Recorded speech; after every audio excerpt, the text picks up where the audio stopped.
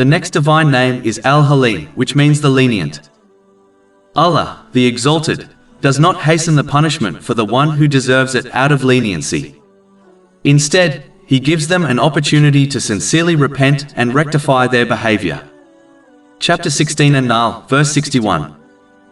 And if Allah were to impose blame on the people for their wrongdoing, He would not have left upon it, i.e. the earth, any creature, but He defers them for a specified term. And when their term has come, they will not remain behind an hour, nor will they precede it.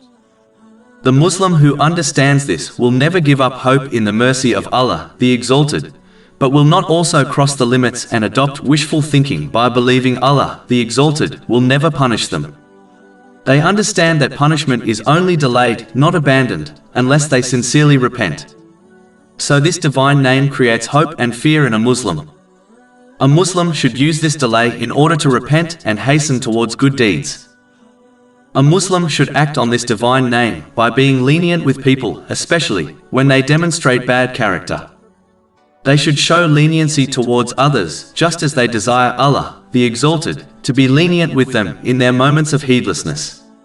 But at the same time, they should not be lenient with their own bad characteristics, knowing that punishment for sins is delayed, not permanently abandoned, until they sincerely repent. They should also remain steadfast in leniency by replying evil with good according to the traditions of the Holy Prophet Muhammad, peace and blessings be upon him. Chapter 41 Fussilat, verse 34. And not equal are the good deed and the bad.